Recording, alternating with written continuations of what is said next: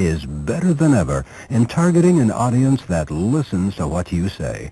Learn more about this exciting radio broadcasting opportunity by calling WNZK Radio at 248-557-3500.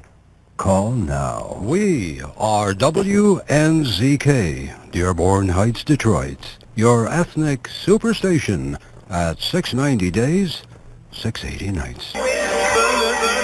مثلا كل الذين ينضموا للاستماع إلى راديو بلدي أول راديو عربي أمريكي ويعنى بقضايا العرب في المهجر. برامجنا في راديو بلدي كل يوم جمعة من 8 وحتى 9 صباحا مع ليلى الحسيني في بث حي ومباشر عبر WNZK راديو 690 AM. صباح الخير بلدي، صباح الخير لكل مستمعينا. Welcome to Radio Baladi, the first Arab, Middle Eastern, and American simulcast radio show. Radio Baladi is broadcast every Friday morning on WNZK 690 AM from 8 until 9 Eastern Time on Good Morning Michigan with Layla Al-Husseini. Our call-in number 248-557-3300. And now, stay tuned for the best radio talk show on Arab and American issues with your host, Layla Al-Husseini. This is Dr. Sahar Khamis. Join me on the third Friday of each month at 8 a.m. Eastern Standard Time.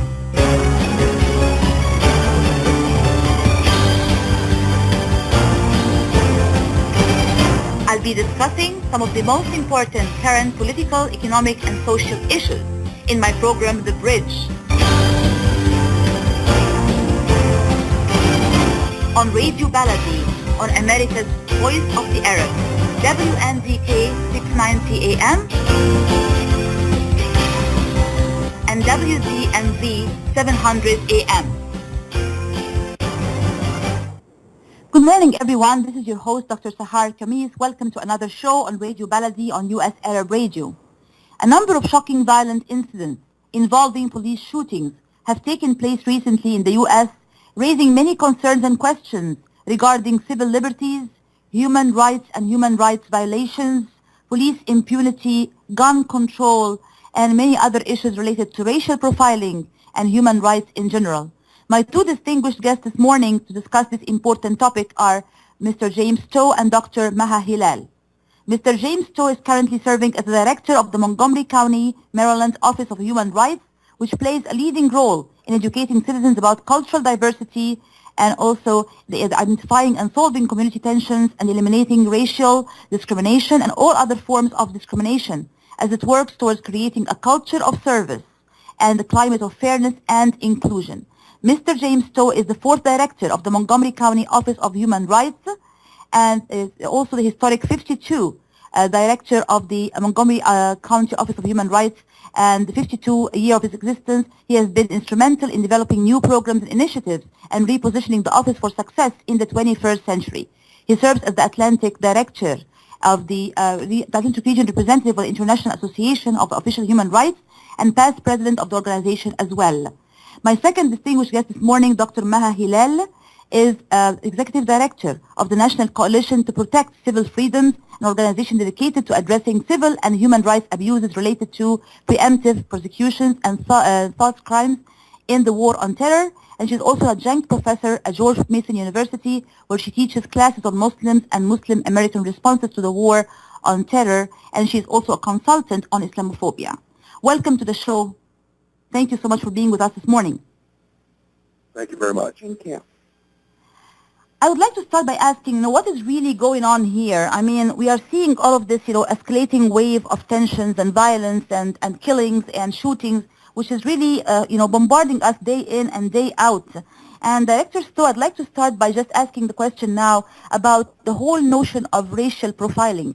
How does race play a role in this shocking phenomenon that we are witnessing now in terms of the increasing number of shootings and killings of these, young black men, really, that we are witnessing in the media? There is a historical connection between what we see today and what has happened in our past as a country here in the United States, and it really goes back to where law enforcement, police specifically, were involved much of the time in enforcing what was then blatant acts of racism, blatant acts of brutality inflicted upon people of color, black people specifically. As slavery winded down and then began the whole Jim Crow era, and then so much racism as a part of that whole transition from slavery to Jim Crow. It really produced the kind of environment that what we see today is just the remnants of that sort of process that began so many years ago. So we're not surprised at what is happening in terms of the kinds of issues that are cropping up here and there, because we still have some of those vestiges of that history still playing out in the minds and thoughts of those who are sometimes police officers, sometimes other persons at decision-making levels. But clearly, this is what this is all about. So this is what we have sowed. We now, in fact, are reaping some of that. And Dr. Maha, if you would like to add something to what Director Stowe just mentioned now, in terms of the prominence and the importance of the issue of race and racial profiling in the context of what we are seeing now, what other factors also could be at play here? I mean, just like the other guest said, the United States has a very racist legacy, particularly when you think about blacks in the United States. I also think it's important to look at the history of policing in the United States. I mean, essentially policing and the idea of policing, initially the police force was not designed to protect everyone, and that has continued to be the case. This is why various target groups in the United States or various minority groups in the United States don't feel protected by the police, but rather feel targeted and harassed by the police.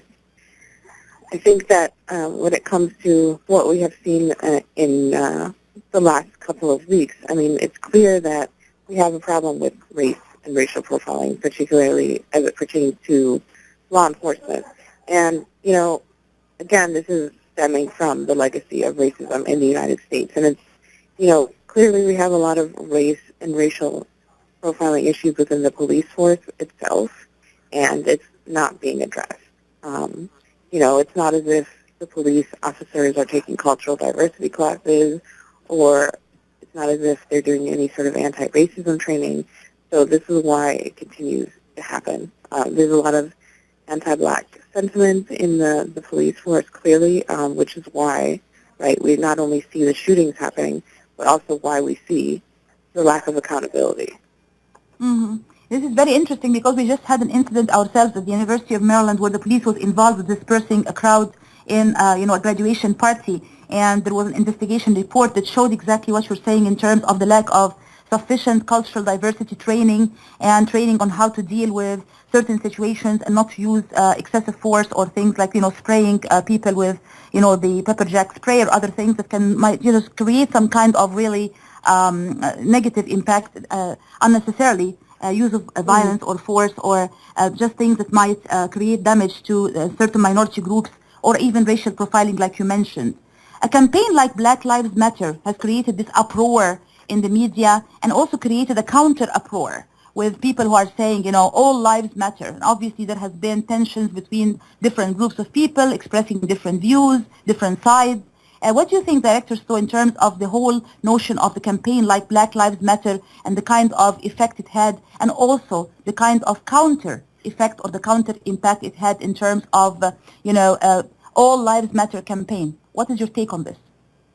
Well, two things. One is that what we both have just shared relative to this historical fact. There's a historical fact that there has been an ongoing conflict, distrust, brutality, and other acts that have happened with police and the African American community, black people in general. That just is a fact, and it has been disproportionately something that has occurred to and within the black community itself.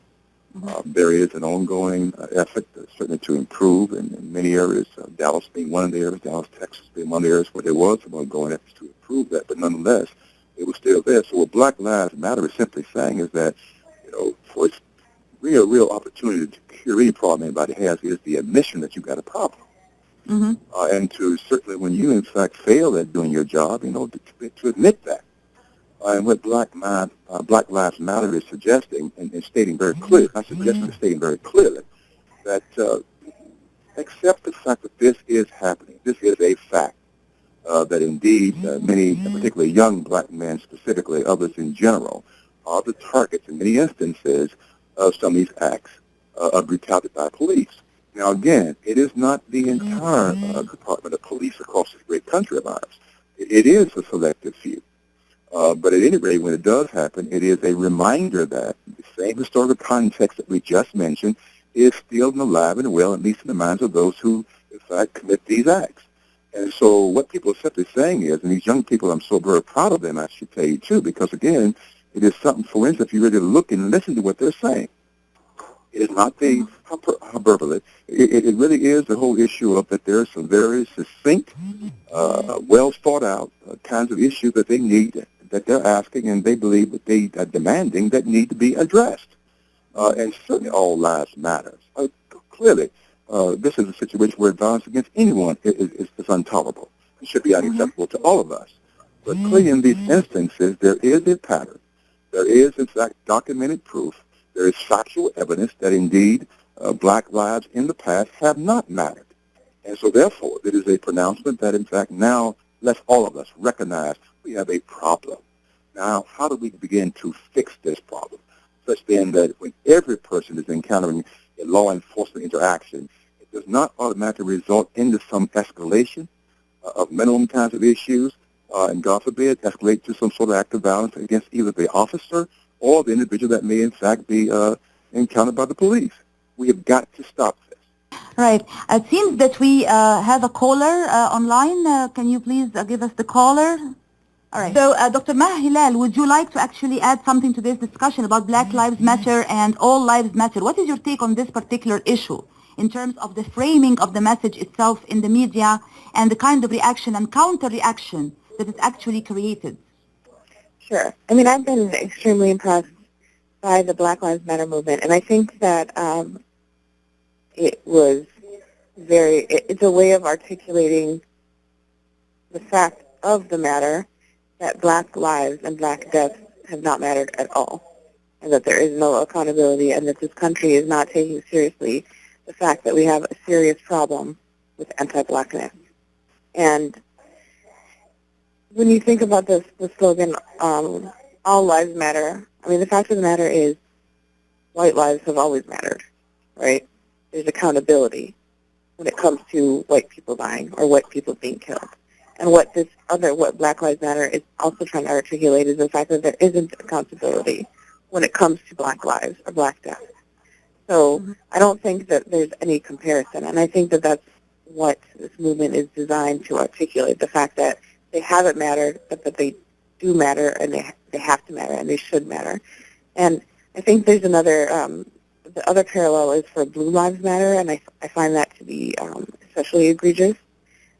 And that's because, police officers, by nature of their very job, obviously their lives are going to be at risk. But that's by nature of their job, not by nature of who they are as a person, what their identity is, what their racial identity is. And so to make those comparisons, I think is very, very, very problematic. And I think we need to agree on the fact that, police lives are not in danger in the same way that black men's lives, black women's lives are in danger. I think that goes without saying. And I don't think that the two parallels, All Lives Matter and Blue Lives Matter, I think that they should, I don't think they should be used at all. And I think it's very problematic. And I think it's really based on white supremacy, right? That people cannot handle the fact that they don't want to admit that there's a lot of anti-blackness in the United States, and particularly in law enforcement. And this is the counter to that, to not wanting to admit the fact that, white supremacy is such a present force. And as a result of white supremacy, the fact that black lives haven't mattered. That's a very good point. We will go now for a commercial break, a short commercial break, and we'll continue this interesting discussion right after the break. Stay tuned, please. Life for Relief and Development is a nonprofit charity that has been providing humanitarian aid and development to people and communities regardless of race, color, religion, or cultural background for over 22 years. When disaster occurs here or around the world, Life rushes to provide food, medical aid, and shelter to those in need. Life also has development projects to provide medical relief, water purification, educational programs, relief for orphans, and much more. Your help and support can greatly improve these efforts. All donations are tax deductible. For more information, please visit our website at lifeusa.org or call 248-424-7493. That's lifeusa.org, 248-424-7493. Nidal's Pharmacy is a place to go for all of your prescription needs. All insurance plans are accepted at Nidal's Pharmacy. Prescription delivery is available. Nidal's Pharmacy is located at 23,800 Orchard Lake Road, Suite 102 in Farmington Hills. Call 248-477-2131. Nidal's Pharmacy, 248-477-2131.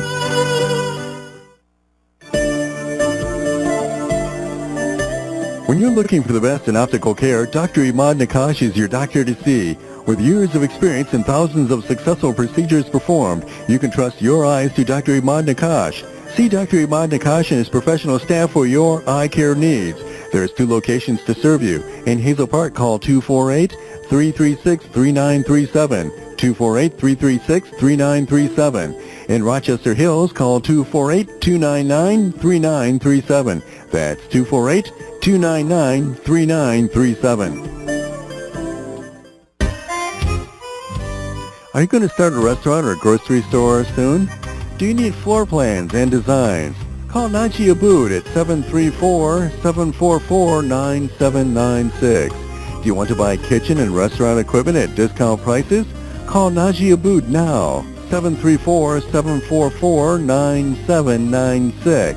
New Concept Products and Design, the trademark of kitchen equipment. 5% discount on all purchases of $75,000 or more. New Concept Products and Design, new location, 31185 Schoolcraft in Livonia. Learn more at www.newconceptproducts.com. Call Naji Abood, 734-744-9796.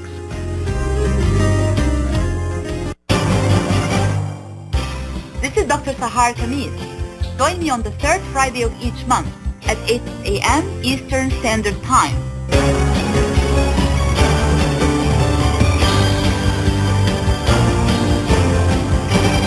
I'll be discussing some of the most important current political, economic, and social issues in my program, The Bridge. On Radio Baladi, on America's Voice of the Arab, wnzk 690 AM and wdmv 700 AM. Welcome back to the show, everybody. Today we're discussing the escalating wave of violence in the U.S. and what should be done and could be done about it. And with me this morning are 2 distinguished guests discussing this important topic. Mr. James Stowe, Director of the Office of Human Rights in Montgomery County, Maryland, and Dr. Maha Hilal, a human rights and civil rights activist and attorney. What is the role of laws and regulations in this mix, Dr. Maha Hilal? You're a civil liberties, civil rights activist and attorney. How can we look at the issue of law and legal reform, and how does that play a role into what we are witnessing now in terms of rising and escalating violence? Well, unfortunately, after all of these, when these incidents happen, there's actually usually laws being passed, or not being passed, being proposed to protect police lives as opposed to police victims. And that's really unfortunate. To my knowledge, there hasn't really been any sort of legal reform in terms of regulating police conduct.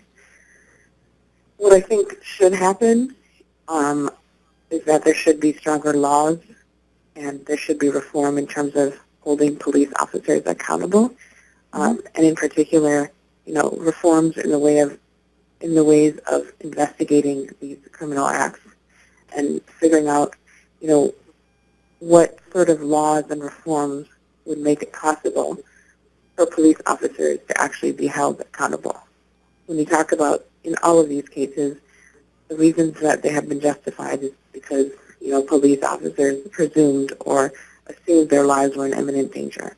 So what does it mean that their lives were in imminent danger? What does the law say about that? What is a reasonable claim to feeling that your life is in imminent danger?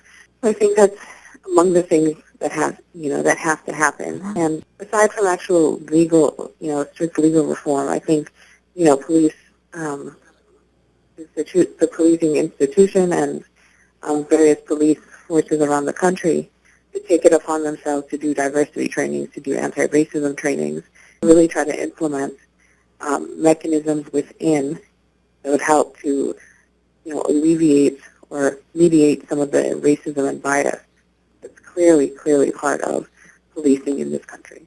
So there is a need for some kind of new, laws and regulations to be passed, and also additional training to be given to police officers in terms of cultural sensitivity and diversity and how to deal with certain minority groups and how to react in certain cases.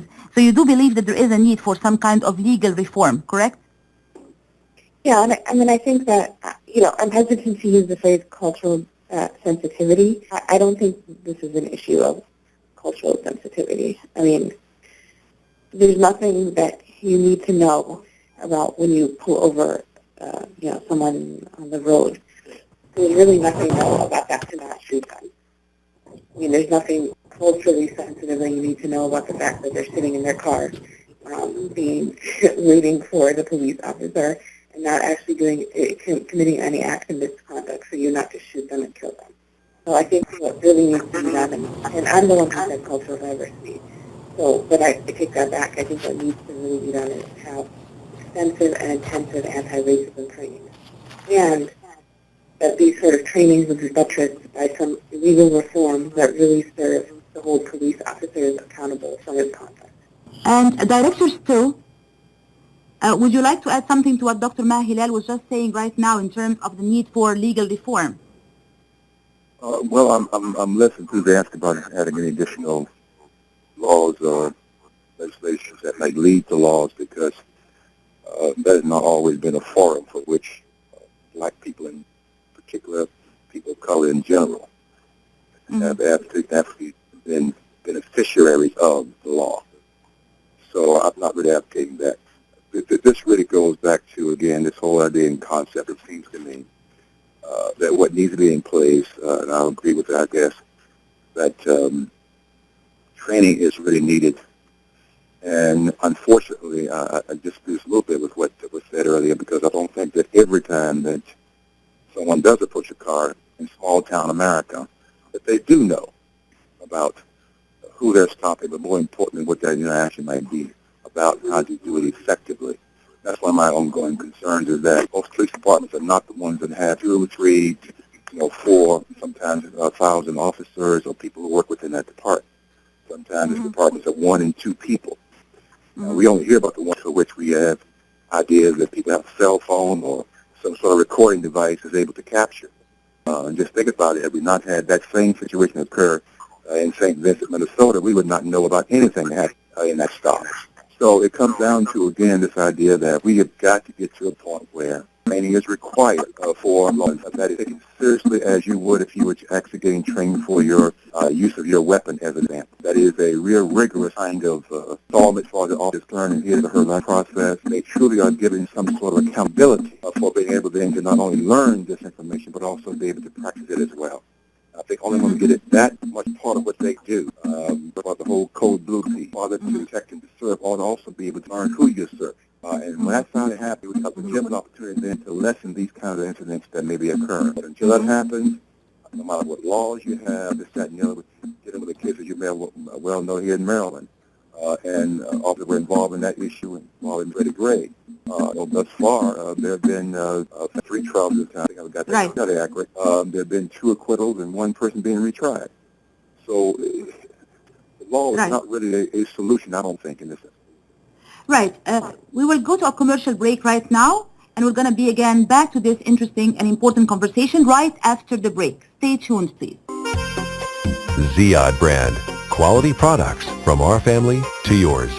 Ziyad Brothers Importing offers the finest quality products, including brands like Sultan, Kraft, Nestle, Hook, Rico Picon, Donna, and many more. Ask your retailer to carry these fine products, because you deserve the very best.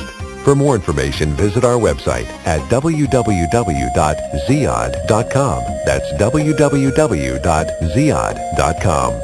Ziyad, quality products from our family to yours. Car accident can change your life in an instant. As a result of a car accident, you may become unemployed. As a result of a car accident, you may need a lot of medical treatment. People think that insurance companies are on their side. Why? Because they're giving them one or two benefits. Are they giving them all the benefits they deserve? How would one know unless you consult with an attorney? Call the law offices of Jumana Kiruz at 248-557-3645. 248-557-3645.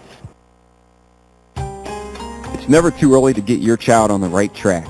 From their first words to first grade, Dreamy Children's Center in Troy works closely with parents to provide an experience that goes beyond early education. The highly qualified and experienced staff use a variety of programs that can help nurture important personality traits like responsibility, independence, problem solving, motivation, and respect. They also have educational programs ranging from preschooling for infants, toddlers, transitional toddlers, and pre-K to Montessori-approved programs and bilingual curriculums for young children. They're open from 6 a.m. to 6:30 p.m., can provide breakfast, lunch, and dinner with snacks in between, and can also arrange for after-school pickup. Dreamy Children's Center in Troy is located at 37373 DeQuinder, just above 16 Mile Road, and can be found on Facebook at Dreamy Children's Center. Ask about the free preschool program. Call today, 248-680-9170, 248-680-9170.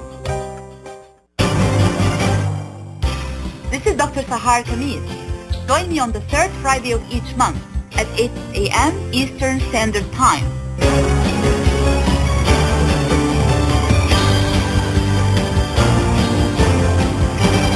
I'll be discussing some of the most important current political, economic, and social issues in my program, The Bridge.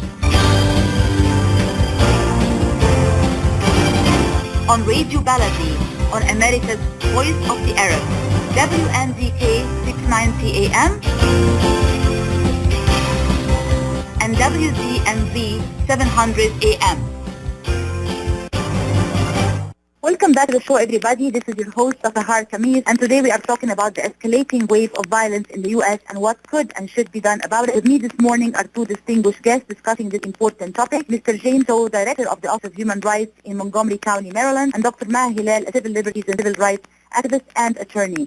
Mr. So, many people said there's an irony, a bitter irony, that under the first black president in the U.S., we are witnessing this escalating, violence against black people. Do you have anything to say about this particular point? Director Stowe? What I was saying was that it's only ironic in terms of what the actual facts are. We do have an African-American president, President Obama, Yes. But the fact not being different if it were anybody else in the presidency at this point in time. The issues are historical in nature. The context has been set past, and until we somehow or another deal with that, we will have problems regardless of who sits in the White House. So I think that is just one of the things that people are able to kind of tag on because we have a black president in the White House. Certainly be clear about this. I think the issue that we have had over the entire time of President Obama's presidency, and it goes back to Joe Wilson, congressperson from South Carolina. Right. And he was allowed, without censure, without condemnation from the whole congressional faculty, both Senate and the Congress. While there were some things that hurt when he was allowed to call the President of the United States live joint session of Congress on President Obama taking his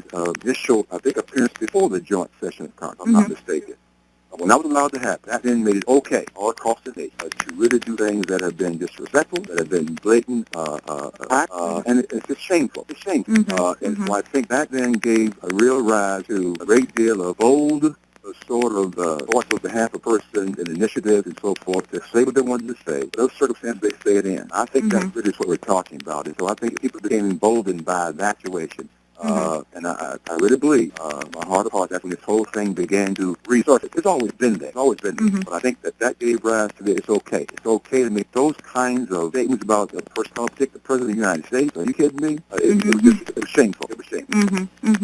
Dr. Maha Hilal, it seems to me that discussions about race and racial profiling and racial violence seem to be coming up and down in waves. Whenever we have shocking incidents like the ones we witnessed recently of, black people being killed or, shot by the police and so on. You see this rising wave of discussions and heated debates in the media and campaigns and protests about, race and racial profiling and violence, and then, everything somehow calmed down again until another violent incident happens and so on. We are not seeing, in other words, a consistent, constant pattern to try to overcome these negative phenomena of racial profiling and violence. What is your take on this? My take on it is for those that are actively working to address and challenge racism and racial profiling. They are being consistent. It's just that the only time they're actually, not the only, among the times that they're actually heard is unfortunately when there is this act of violence perpetrated, especially toward black folks. So I don't think that it is not being worked on. It's definitely being worked on by numerous individuals and organizations alike. It's just that, unfortunately, it becomes highlighted by the media when there are these acts of violence. And the media is obviously very biased and intentional about really, making racial profiling and racism an issue only as it pertains to the act of violence. So not that there's a legacy of this in the United States, not that this is a recurrent problem, not that this is systemic, but rather that it only applies to this one incident. So I think, unfortunately, the media has played a large role in shaping the discourse around racism and racial profiling and the degree to which it exists and is a problem in the United States. And again, it's very limited in terms of when they actually consider this a problem, when they actually decide to engage the issue. And with that being said, there's also never going to be, at least in the type of media we have now, mainstream media, discussions on white supremacy and how that is a consistent feature that is sort of the premise on which racism and racial profiling stem from, right? So the media is, generally speaking, promoting a white supremacist view, and it's couched in white supremacy, which is why all these target groups, particularly the black community, has suffered so much and has been targeted so much and has been alienated in various discourses. Yeah, I was actually going to touch on this particular point related to the media and the role of the media because, as you know, there's a lot of talk about, how the media sometimes exaggerates or blows things out of proportion, but sometimes it also says that it, sides with the privileged groups and therefore somehow already reinforces the existing power structures in a certain society. Do we need actually an alternative form of media? Do we need new platforms of media expression and new platforms for voices, more diverse, multiple voices to be heard? The Director Jim, so what do you think about that?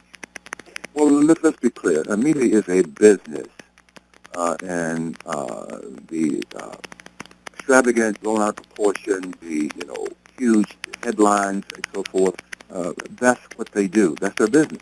I don't think we have, in my opinion, I'm not a journalist by any means, but I was suggesting that the days of just telling the story, I think, are long gone. I think we're down to a point now where who can keep up the ratings.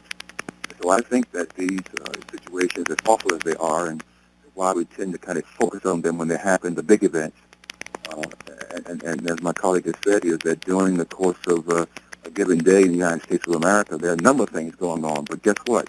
There's a pick and choose what actually gets aired on our nightly news, what actually goes into print media, what goes onto other forms of social media, etc. Somebody's making that decision. And they're making that decision based upon the number of listeners, number of followers, number of supporters, and that's what's going on. And so I think then that their role is unfortunately has gotten to a point now where it's really based upon, who's first on the scene with the story, who got the scoop, what is the story really talking about? What's the significance of what just occurred? How is it going to impact the lives of those of us who may be impacted more directly or even indirectly? And those are things that I think have long been lost as far as the media is concerned in terms of true journalism. So I think then that their role, clear to me, if you had a number of different forms of media, if nobody listened to them, nobody read them, nobody followed them, guess what? It goes away. And so it really comes down to what the consumer really is supporting, and so it really comes down to that, pure and simple. The unfortunate thing is that we, in fact, depend so much on the media, and we will choose one or two, most of us. We won't, in fact, do our own investigative reporting or investigative research, as it were. We'll lock in on one that tends to think and say and believe and suggest things that we believe in ourselves. That's what we follow. And so it's pretty much a foregone conclusion about how we're going to feel about a given issue or not, depending upon what media we follow. Whatever philosophy that media is, guess what? We've adopted that philosophy because, again, it speaks to where we are. It speaks to my thought process. And so, therefore, you have folks who are already predetermined. Whatever it is on I'll just give an example. If you're from conservative bent, I mean, you may go toward more of a Fox Radio or Fox Television kind of perspective. Well, Liberty may go a different way, MSNBC as an example. But the point I'm making is that whether those descriptions are accurate or not, the point is that whichever you follow becomes your thought process, and how you act out in your community, in your relationship, in your involvement, generally speaking, with other people. And sometimes also there's a lot of research that shows that people create their own echo chambers in the media, meaning, in other words, in line with what you were just saying, sometimes we just follow the kind of media that already shares and reinforces our own views, and therefore we don't really allow ourselves to be exposed to even different types of views and ideas. Rather, we're already strengthening and reinforcing our existing views through creating what is called the echo chamber or the comfort zone in our media usage patterns. But Dr. Maha Hilal, you share the view that we do need to have actually more diversity, more voices, more platforms for alternative voices, especially voices of minority groups and underrepresented and underprivileged groups to be heard? Yeah, absolutely. I mean, I think when it comes to the media, I mean, there needs to be a counter-narrative that's consistent. And, you know, a lot of groups have tried to put forth a counter-narrative and have really tried to create alternative spaces, alternative media spaces. But unfortunately, you know, obviously they have not nearly as much money and power and influence as the mainstream media. So I think that, that being said, there are some sort of media outlets, particularly written media outlets, such as like Common Dreams, Truth.org, those kind of outlets that serve the purpose of bringing forth a counter-narrative. But again, it's, you know, up against the mainstream media, which has an extensive amount of power. And one thing I wanted to add about, you know, the mainstream media is really the ways in which it shapes the discourse. So not just in terms of, you know, deciding when racial profiling and racism is important, but also in really concretely and substantively and intentionally manipulating the ways in which the different communities, how different communities, or whether different communities' lives are significant. To what extent are they significant or not? So, for example, when the two black men were shot, you know, the discussion was focused for a little bit of time on the fact that they were shot. But in one case, the first case, Alton, you know, they're focusing on his criminal record, as if to say that anyone with a criminal record deserves to be shot and killed. And when it came to Philando, they were highlighting his positive contributions to the community, etc., which was great.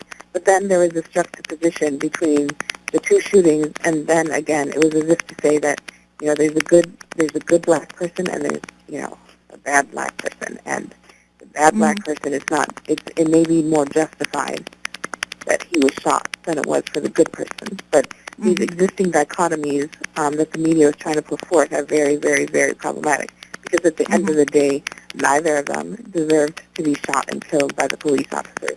And if you also, another thing that I observed, and which I think goes without saying, is the fact that when it came to the police officers being shot, all of a sudden, the entire discourse turned around and focused exclusively on the deaths of the police officers, and completely neglected and ignored the original source of the violence, which was that two black men were shot in cold blood. So it's a very intentional way of shifting the discourse and really focusing on whose lives the media determines are more significant than others. And clearly in this case, the police officers' lives were put on a pedestal, whereas the lives of the two black men and many others, because there weren't the only two shootings in the last couple of weeks. But the degree to which we can sympathize and feel that whose lives actually are significant, and whose lives we should pay attention to, and whose lives we should grieve. Right. We will return back to this important discussion right after this commercial break. Stay tuned, please. قشات ميديترينيان ماركت بإدارة سهر قشات وأولاده يرحبون بالجالية العربية والكلدانية. جميع أنواع المواد الغذائية، البان طازجة، الكرزات والبهارات الطازجة. داخل الأسواق مطعم ميديترينيان شيش كباب يقدم يوميا جميع أنواع الكباب، المقبلات العربية العراقية وصواني الكامبو المميزة. تفتح الأسواق من 8 إلى 9 مساء من الاثنين وحتى السبت، ومن 8 صباحا إلى 9 مساء يوم الأحد. تقع الأسواق على 32839 نورث ويسترن هايواي في مدينة فارمينغتون هيلز. لحوم حلال للجالية الإسلامية. لطلباتكم من المطعم كول 248-538-7855. That is 248-538-7855. قشة ميديترينيان ماركت، خدمة متميزة ومعاملة راقية. مسافر وحدك وفايتني. أمتي ترافل للسياحة والسفر بإدارة نبيل الباشا تعلن عن افتتاح مكتبها الواقع على 28695 راين رود في مدينة وورن. خدمات متميزة وخبرة تفوق 20 عاما نضعها في خدمة عملائنا الكرام. مع أمتي ترافل يمكنكم حجز رحلاتكم الجوية داخل أمريكا، الوطن العربي وأنحاء العالم، إضافة إلى الأماكن السياحية والاستجمام. للحصول على أفضل العروض وأنسب الأسعار ولمزيد من المعلومات اتصلوا على الرقم 586-578-9126 586-578-9126. أمتي ترافل، عنوان للصداقة والثقة.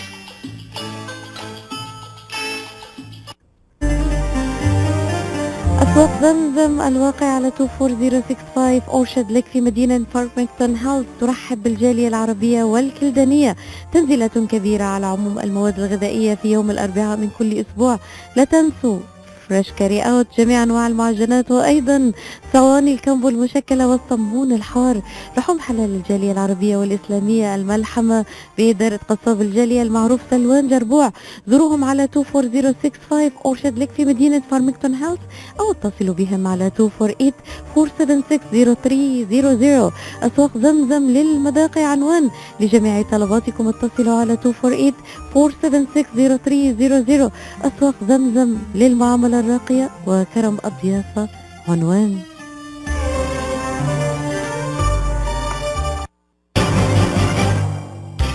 This is Dr. Sahar Khamis. Join me on the third Friday of each month at 8 a.m. Eastern Standard Time.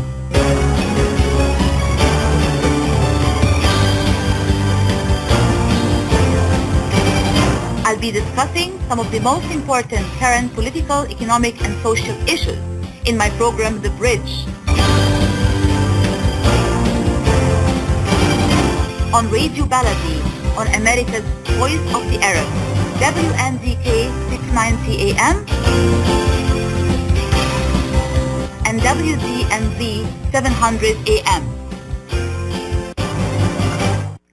Welcome back to the show, everybody. This is your host, Dr. Sahar Khamis, and we're discussing today the escalating wave of violence and what could and should be done about it. And with me this morning are two distinguished guests discussing this important topic, Mr. James Stowe, Director of the Office of Human Rights in Montgomery County, Maryland, and Dr. Maha Hilal, Civil Liberties and Civil Rights Activist and lawyer. I would like to talk to Mr. Stowe about the fact that we now need a lot of community engagement. There has been an announcement now about two public forums coming up soon in Montgomery County, Maryland, one on Tuesday, July 19th, and one on Wednesday, July 20th, which will involve the Office of Human Rights, the Faith Community Working Group, the Police Department, and also associations like, for example, the National Association for the Advancement of Colored People. Can you please tell us a little bit about these important forums, why they're important, and what's their significance in the context of ongoing events? Well, we are a community that we are very privileged to have great law enforcement leaders throughout the county, some of our local cities and municipalities as well. But we are one incident away from having the same thing that has occurred, whether it be in Baton Rouge, Louisiana, or whether it be again in St. Vincent, Minnesota, St. Anthony, Minnesota, I should say. But we need to make sure that we are in front of these issues and not chasing them. And so it's our goal then, through these two forums coming up on next week, to be able to allow our community to be able to share their thoughts and their voices about what they've seen around them, concerns that we have in our own community, And hopefully, as we end those sessions, we'll be able to talk about recommendations, suggestions, solutions, opportunities to improve, even if we think we've got a decent way of dealing with these issues even today. But how do we make it better? How do we go to a community where if these things were to occur, at least, and sometimes you just can't prevent some things, right? But at least at some point in time, there is some already in place way of dealing with these issues so that the aftermath does not become something that is worse than actually the incident itself. And so we're very, very happy and proud that we are the kind of community that can come together like this. Is our expectation and our anticipation that these sessions will be fruitful, but at a minimum, our citizenry, the folks who live in Montgomery County, get a chance to share their views and their thoughts about what has happened across the country, and even if some of these incidents have actually happened to them, and they have not come to the public, that we can in fact allow that to happen, and those who are most responsible in Montgomery County be in a position then to hear those things firsthand and to address them as well. And so that's our goal. We're inviting the entire community. This is not for which we're trying to sort of cherry pick our audience. We want to be a true expression. We're not looking for limitations on what people have to say. But the idea is to go ahead and say it. Let's deal with it as a community. Let's be courageous enough to hear what we have to hear, whether it's criticism or not, and be able then to deal effectively with, on the other side of this, some resolution, some problem-solving kinds of activity. Absolutely, and I think this Montgomery County model that has been created, which is very unique, really kind of creating this kind of coalition building and alliances between different bodies, Office of Human Rights, a Committee on Hate and Violence, faith community working groups, the police department, the educational institutions, interfaith community is very effective, and we have seen this, in hearings that have taken place at different communities and going to different communities like, the Muslim community in the mosques and different minority groups to hear their grievances and what they have to say. Like you said, I like the expression you used, which is, instead of chasing the issues, being actually in front of them. In other words, being proactive rather than being reactive. You were my guest before on another show, but not everyone, the listeners necessarily knows enough about the work that the Office of Human Rights is doing in terms of fighting certain community diseases and certain problems, like, for example, racial profiling or discrimination on every level. If you can just give us a glimpse of the most important work that the Office of Human Rights is doing in this regard, that would be great, please. Well, I think you just captured that. Trying to be out front, trying to be proactive in everything that we do. Whether it's a discrimination complaint that one calls in relative to their employment situation or their problem in trying to find housing in our community because of discrimination, or whether or not they were not allowed into a public place as a result of their race or their religion or what have you, trying to be proactive about those kind of things. And when we do get the calls, trying to be responsive to those calls that do come in, and try our very, very best to do the best work possible to resolve those issues and seek justice and equality and equity for our community. We do that not only through the ways I just described, but also through the ways of what we call community interaction and community outreach, and going out into the community, trying to find what their concerns are, and then trying to come back and work with those who can answer questions, who can, in fact, make decisions that bring about resolutions. I mean, those are the kind of things that we invest a lot of our time in as well, and we want to know our community. You cannot know the community sitting in an office, so we're out and about visiting every sector of our community. We've got a very large community here in Montgomery County, over 1 million people, over 530 square miles. That's an extensive area to cover, but it's one for which we've got to do the very best possible can to ensure that we know what the concerns are from them, not what we anticipate, not what we expect, not what we've read about, but in fact we've actually heard directly from residents who live in those various areas throughout the county. The third thing I think is critically important as well is when something does happen, when an incident of hate happens as an example, or vandalism happens as an example, where you've got fear and intimidation in our community, that we immediately respond and there with them, let them know that they're not by themselves, they're not isolated in Montgomery County, and while it may be a large place, it's small enough to try to address the issues of every single person to the extent that we possibly can. So I think that is critically important. So through all those ways, we're doing the work of trying to advance and to build a positive place and environment for all of our residents who live in Montgomery County.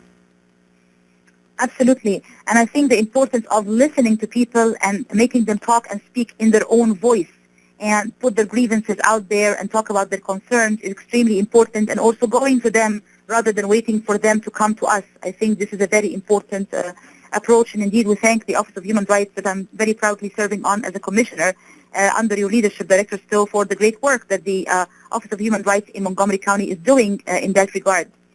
Thank you. And Dr. Maha Hilal, I want to talk to you about the rights of minorities in the U.S. You're someone who works with immigrant groups, you work with Arabs, Muslims, other minorities, in terms of knowing their own, civil rights and civil liberties and how they can, seek protection against all forms of discrimination or any kind of injustice. What needs to be done in this regard? Explain to us a little bit about the work that you and others have been doing in this area of educating minorities about their rights and asking for these rights. Yeah, so my experience is primarily within the Muslim community, and so, one of the most important things that I've seen being done and that, my organization in particular would like to do in the future is, for example, when there is a meeting with the FBI in your community, to also have meetings about, training such as Know Your Rights training, and so that people are really aware of what it means to talk to law enforcement officials, what their rights are if they are forced to or compelled to talk to law enforcement, and how they can navigate that process. I think, unfortunately, there's a lot of fear within the community, and so a lot of Muslims in particular are not aware of what their rights are, and even if they are, there's still a lot of fear that often is induced by, law enforcement being especially threatening. And so that's one thing, to do Know Your Rights trainings. I think generally speaking, another thing is just to be kind of aware of what certain laws and existing legislation exists on various topics. And, one of the things that we also would like to do in the future is to really, keep people abreast of these kind of things. So I know in D.C., for example, there is a law about assaulting a police officer, and it's fairly broad, such that very, very minimal things could be considered assaulting a police officer. And so knowing what these laws are and being able to protect yourself against, some sort of legal action is extremely important. And I think that this goes for the entire community, not just Muslims, but minorities in general, especially particular groups that are, heavily targeted by law enforcement and the police, such as the Black community. However, unfortunately, when it comes to the Black community, right, with the recent police shootings that we've seen and the numerous tens and hundreds and thousands over the years, I mean, the fact of the matter is, it doesn't really matter if you know your rights, because in the end, a police officer could easily come and shoot you and kill you. So I think when it comes to the larger community, knowing your rights is very important. But I think what we also need to do in terms of educating communities is also, empowering them to be able to take legal action at the end of the day when there is serious misconduct on the part of law enforcement, on the part of police. So I think figuring out ways to empower people, not just in terms of knowledge, but also in terms of resources, so they are able to take action if that's what is necessary. Absolutely. This is very important. And I cannot, talk about this topic and not talk about the whole point about gun control. There has been this whole discussion about gun control and what should and could be done about it. And then you see again, this rising wave of attention to the issue of gun control, and then suddenly it starts to fade away and the discussion somehow is silenced. What's going on here in terms of gun control, and what is your take on this issue, Director James Stowe? It's one, again, that we simply do not want to address, and I think that until that happens, it really is a situation that it's undaunting.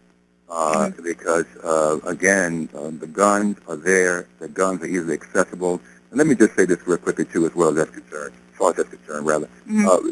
Generally, again, we have, in this country, the ability to deal with one another is unprecedented in many areas, and we do see the sensationalism that happens when these heinous acts do occur.